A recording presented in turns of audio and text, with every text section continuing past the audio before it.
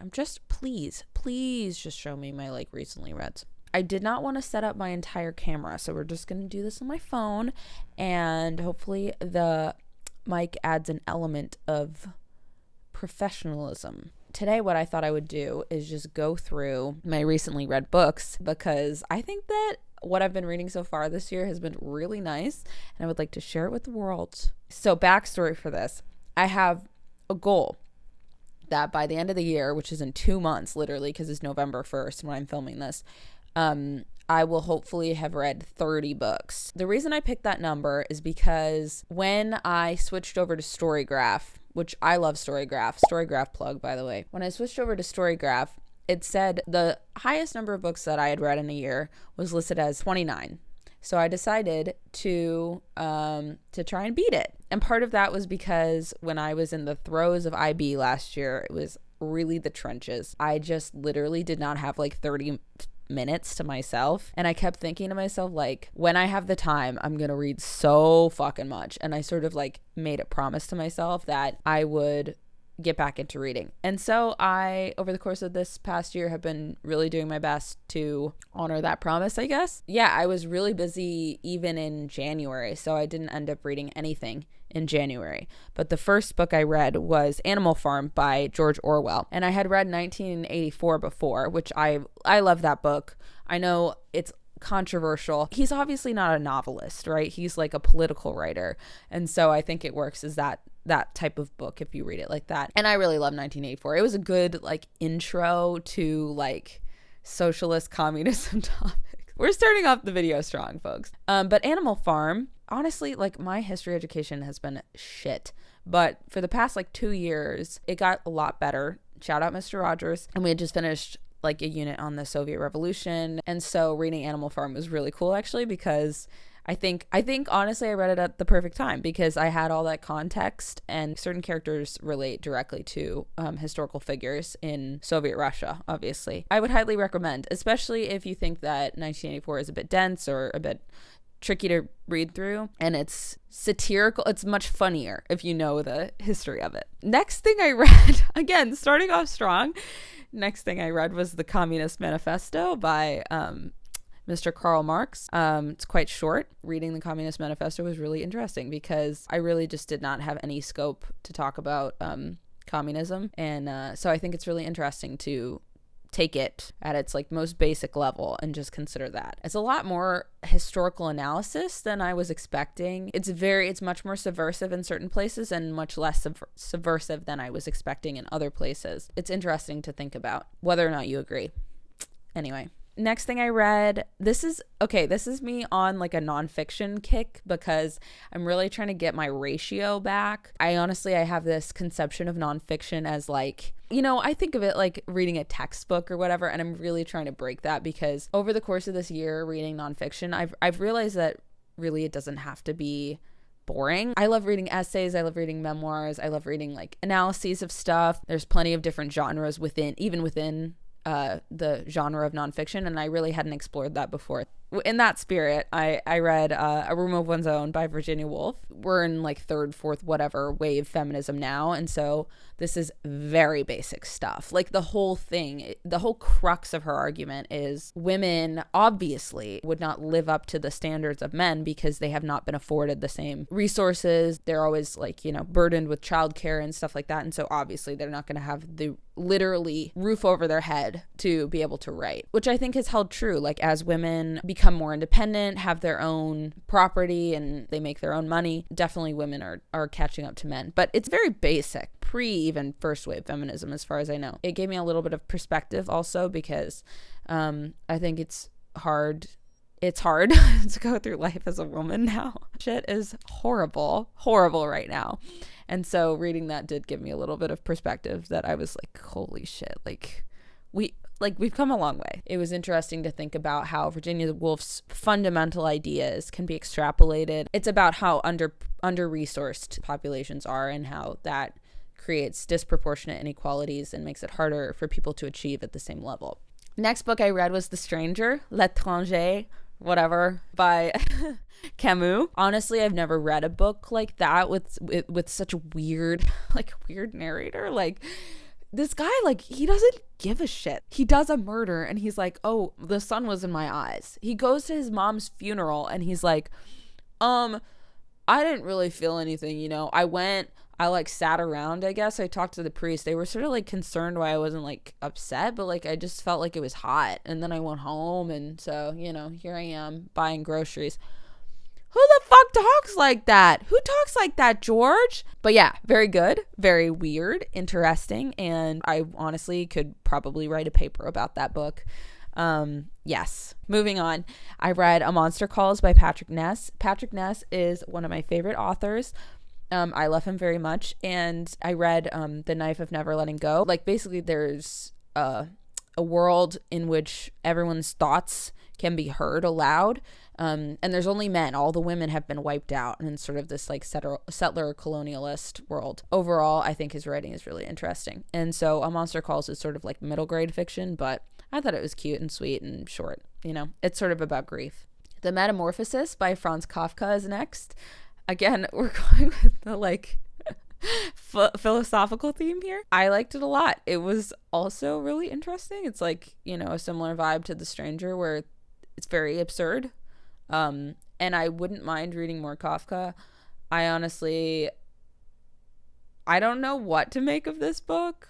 I feel like it's a classic. Like, I had to read it. I sort of also was on a classics kick because I feel like my school didn't really have required reading in that sense. So I feel like I've missed out on a lot of classics, and I'm trying to, fix that. So yeah, The Metamorphosis. Weird book. Interesting. I have thoughts, but yeah, just overall odd. Next, I read Station 11, which I thought was really good. I would definitely recommend that book. And then I immediately watched the show, of course, which I actually haven't finished. I need to finish that. But I was watching it with my sister, and now I'm in college, so like, what the hell? Yes, definitely recommend Station 11. It's really good. It made me cry several times. Yeah, that's all I have to say about it. It's like genuinely just really touching and interesting, refreshing take on the apocalyptic flu situation, especially coming out of COVID. Next, I read Fahrenheit 451, again in keeping with the classics. I thought this one was incredible, like incredible. Sometimes I read classics and I'm like, holy shit, this is good. Why does nobody talk about how good this is? And I'm like, yeah, they talk about it. That's why they're classics. I thought this was like really interesting. I mean, it's all about media. It's about media censorship, media control, and burning books, but also how we think about technology. And I thought it was so crazy that this book is written in 1953, and it's so predictive of all the problems facing our times now. It definitely is. It doesn't touch on certain things that I think are very prevalent in the media nowadays, which, it's more about government control, but it's still interesting. And I thought it was really relevant. Shocker. A classic. Is timeless. Crazy. Next, I read The Midnight Library by Matt Haig. This one, honestly, it was like a self-help book, and sort of it was about like, don't be depressed. Why? I don't know that I would recommend this book. And I watched some video essays after I read it about sort of the problematic themes in it, and I have to agree. I think that it was a little bit of a shallow take. It definitely touched my heartstrings in certain ways, but I do think that it's a little manufactured. Oh, this next one I read, again with the nonfiction, I read Cultish by Amanda Montell. Absolutely would recommend this book. It was fascinating, very interesting. It's called The Language of Fanaticism, and basically it's about the linguistic qualities and rhetoric that cults use to sort of manipulate you. And she sort of pushes back on these narratives of like brainwashing and about who actually is susceptible to this sort of cult think. And I think that you can extrapolate a lot of what she says about cults and the language that they use, the techniques that they use, into every aspect of your life, into corporate, into politics, into branding. It's so fascinating. And I think that she is a funny writer. It's a little bit millennial at times, but it's funny overall. It keeps you engaged. It's witty. And I really want to read her book, I don't know what it's called. I'm going to put it up if I remember it. But it's about the language that is used against women. That's next on my TBR. Next, I read Monsters of Men, also by Patrick Ness, again, one of my favorite authors. This was the third book in the series, The Knife of Never Letting Go, or Chaos Walking. And I just finished it from last year. Last year, I had read like literally 90% of it, and this year I just finished the last 10%. This book was really good. I mean, it was like a great ending. The thing that stands out to me about this series is that the main character, Todd, is just so likable. Never in my life have I rooted for a character more than Todd. And like, it's not that he's not a dynamic character. It's just that every time he makes a mistake, you just feel it, and he feels it. And it's about growth and change and learning how to forgive yourself and how to correct your mistakes, and it's just really good. The next book I read was Frankenstein, by Mary Shelley, of course, the mother of sci-fi. And again, this was a moment where I read it and I was like, holy shit, is this book good? Like, this is so underrated as a book. And then I was thinking, no, it's not. She invented sci-fi. But genuinely, it was nothing like what I expected. The monster is really articulate. He has an interesting dynamic character, and you really sympathize with him. Even I sympathized with him more than I did with Frankenstein himself. That was absolutely not what I was expecting from this book, given the depictions of Frankenstein as like the green monster or whatever. And Mary Shelley's writing is absolutely beautiful. Her descriptions of landscapes just really tie into the theme so wonderfully and beautifully. It's all vivid and gorgeous and visceral, and I thought it was just a really incredible book. What I will say is reading these classics over the past year definitely made it easier. Like, my stamina reading has gotten so much better now that I've started this goal, because honestly, I tried to read this book last year, and now that I've read all these classics, it was much easier to get started and to finish it. It just made everything much more comprehensible, especially Remove One's Own and the 50s classics. Definitely were a great gateway to the like 1800s writing, but very good. 10 out of 10 would recommend. The next book I read, holy shit, there's so many books. The next book I read was Gideon the Ninth by Tamsin Muir. I don't really know how to pronounce that. I'm sorry. This book was about Gothic lesbians in space. Reading this book, I was stoked because there were a lot of like vocabulary terms that I had never heard before. They're just very niche. And I thought that gave it like a great voice. There's a lot of like very specific necromancy and Gothic terms that are so cool. And the implementation of that vocabulary is really interesting and innovative. Gideon's funny. I thought it was a good book. I tried to read the second book in the series and I just couldn't really finish it.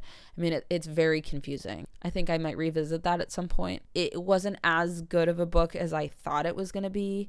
Like, it's got a lot of hype on TikTok, especially in my lesbian corner of the internet. Yeah, not as good as I thought it was going to be, but it was good. And the writing style, like I said, is really unique and interesting. The next book I read was Educated by Tara Westover. It hooked me from the very first page. The circumstances surrounding her childhood are just so fascinating. You wouldn't think that a person could go through this and still like make it out to be an incredibly eloquent writer and someone so well educated. I mean, the novel is called Educated, but it's really good, like really good and shocking. The next book I read was I Who Have Never Known Men by Jacqueline Harpman. I thought this one was excellent. Definitely deserved the hype. The ending was so well done, and I just love that it wasn't satisfying. I mean, it was to me, but it didn't wrap anything up really. You get the feeling that the ending is loose-ended in order to serve a purpose in establishing the sort of themes within the novel. And I thought that the title was interesting. People were sort of like hailing it as this feminist work, and I honestly, I didn't read it that way. I think if I revisited it, I might have a different interpretation, but I didn't really read it that way. It doesn't explain itself, and I love that. It was refreshing and interesting and cool. Next book I read was Interior Chinatown. This one plays a lot with form. It's written partially in the style of a script. I think maybe fully in the style of a script.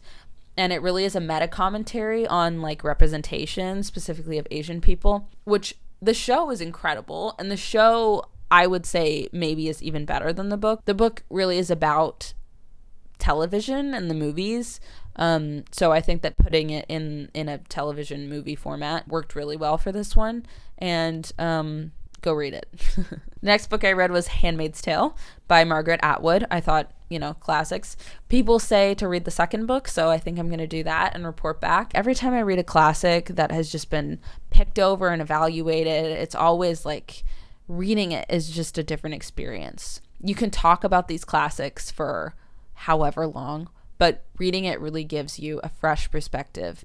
But it's also interesting to think about the ways that people talk about this book in the media. Oh, this is The Handmaid's Tale.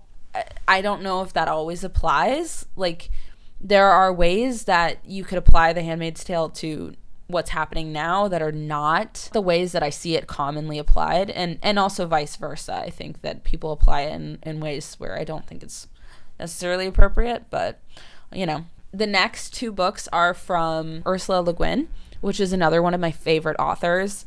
I just love her work. I think that she uses the sci-fi genre in such an interesting, innovative way. The first book I read was The Lathe of Heaven. It's about this guy who can change reality retroactively through his dreams. He goes to sleep and he wakes up and reality is changed. And nobody knows that reality has been changed except for him because he dreamed it. And so at a certain point, a psychiatrist starts sort of taking advantage of this and changing reality on purpose. And I think it's really good. The way that Ursula Le Guin in general uses her main characters is fascinating to me. For the most part, her books are through the first person perspective of characters, right? You really get in their head. And there's always something about the characters that is infuriating. In this book, it's that the main character has no spine. Not in a bad way. He's sweet and he's responsible and he's a good-hearted man. But he really does not stand up for himself at all. But the thing about it is that it's on purpose, She makes these characters that have deep flaws, and she makes them flawed in a specific way so that you reflect on it. And in this book, it was done really well because his pacifism is sort of the entire point, The reason that the psychiatrist is taking advantage of him is that the psychiatrist has this strong will, and he generally has a good intention, but he believes that it is his duty to impose his will on others and to decide for others what the right thing to do is. And that is the whole problem that is facing the main character and facing the world in this book. And so the main character's pacifism sort of becomes a device to illustrate this theme. And the next book I read from her, The Left Hand of Darkness, also does this really well. This one is about sort of space diplomacy. So this guy is a diplomat on this planet where they don't really have the binary conception of gender, and he has a really hard time with that. The main character actually is pretty sexist. He really treats feminine qualities as negative things, and he has a really hard time getting over his internal bias about how these people should behave. As a diplomat, he struggles a lot with the sort of cultural norms and the subtext of these diplomatic conversations, and in a way that it just makes you frustrated. Like, his friend is trying to imply something to him and can't say it outright because of the rules of decorum. And this main character just will not pick up on it. And I'm like, dude, please, you're a diplomat. This is your job. Read between the lines. And he just won't do it. But again, the whole point is that he needs to set his biases aside in order to become a good diplomat. This next book I read might be my favorite of the whole year. We'll see. But it is Piranesi by Susanna Clarke. And I love this book so much. I think that genuinely it is on the top books that I've ever read. It's very twisty and confusing. You follow this main character, and he has been living in this giant maze-like mansion for we don't know how long. And we don't really know how he got there. And neither does he. He doesn't really know who he is or how he got there or what this place is. Not in a way that distresses him.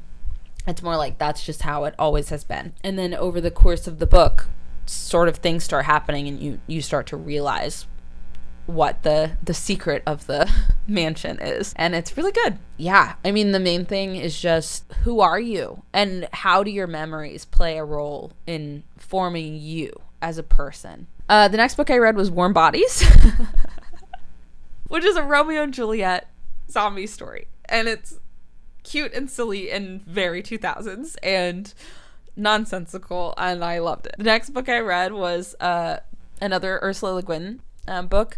The word for world is forest. It basically is a metaphor for colonization. So basically these settlers are on this planet and they're trying to take the wood from the planet for Earth because they've depleted their wood supply.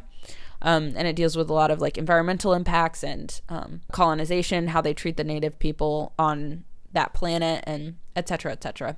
There's a lot to be said about like metaphors of aliens to represent, you know, native people or people of color. That is like an icky metaphor in a certain way. However, this book was written in 1972, and I think that a lot of what Ursula Le Guin was writing about was really ahead of her time. The way that she writes about these issues is something that I don't know that a lot of people were considering in this way. She wrote about climate change as a central theme in The Lathe of Heaven, even in the 70s. Even if, you know, those metaphors are problematic, I do think that it's cool to be thinking about anti-colonialism, even in the 70s. One of the perspectives that you get into is this guy that just fucking sucks. Like he's a horrible racist, a homophobe, a sexist. He just sucks ass. And I hate him so much. And when he gets his just desserts, it's like so satisfying. The next book I read was Yellowface by R.F. Kuang. I thought this one was excellent. I thought that the main character, again, was absolutely infuriating. I hated her. Flames on the side of my face, heaving. I thought it was really cool. I thought it made me think about plagiarism in a very different way, about what constitutes racism, what constitutes a microaggression, and really how people justify to themselves holding these prejudices. You know, there's a tendency to justify your thoughts. You can say like racism is baked in based off of our societal conditioning, and so people can't really control their thoughts, which I think is maybe a fair assumption to say. But then, you know, you can't extrapolate that sort of forgiveness into actual discrimination. And I think that R.F. Kuang does a really good job of making you really introspect on where that line is, like what role you have to play and what responsibility you have to play in dissecting those internal biases and questioning them and correcting them. So I thought that was cool. And the last book I've read so far, bringing my total up to 24, was She Gets the Girl by Rachel Lippincott and Allison Derrick.